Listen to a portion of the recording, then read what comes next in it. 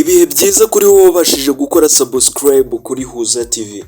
Nawe utari wabasha kubikora ariko ukaba ugiye kubikora, nawe bikugendekere gutyo. Ni iby'agaciro gakomeye cyane ko barasize support yawe ya subscribe kuri Huza TV. Huza TV abasanzwe bayimenyereye ibagezaho amakuru atandukanye y'ibyamamare bigiye bitandukanye muri kategori zigiye zitandukanye ziba zaratumye baba ibyamamare. Ni kuri uno munsi tunyarukiye kuri bano bakomediye bakomeye cyane muri kino gihugu cy'u Rwanda. Nk'uko mubireba aba bakomediye bose bagiye bafite imyaka imbere zabo. Nk'uko mubibona rwose uyu mugabo, uyu nguyu bakaba bamwita Clapton Kibonke, hakaba harimo na Ndimbati, ndetse hakaba harimo n'uyu mugabo bita Kanyombya, hakaba harimo n'uyu mugabo bita Niyitegeka Gratien. Akenshi na kenshi nawe izina ry'ubusitari ryafashe cyane, bakaba bamwita Papa Sava. Aba bagabo batangiye kubakompara uko bagiye bakomeza bagenda bakora ibikorwa bigiye bitandukanye bibateje kwamamara mu ruhando mpuzamahanga rwa komedi.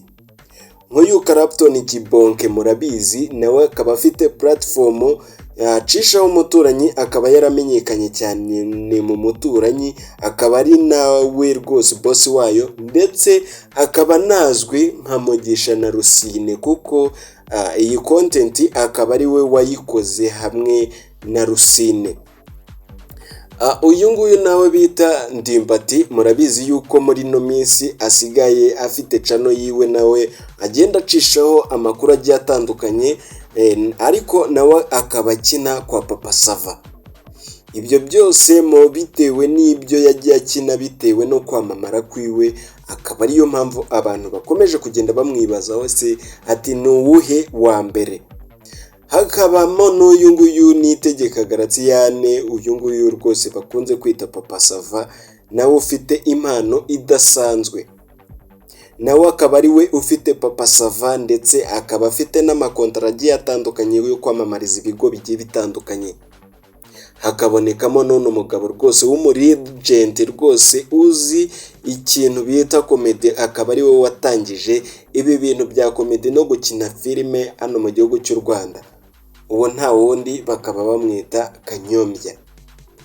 Uyu mugabo rwose akaba we rwose bitewe na platform zigiye zitandukanye z'abastari bagiye batandukanye bo muri Amerika bagenda bamushiraho, bitewe n'utu video wagiye postinga twagiye dusetsa abantu cyane.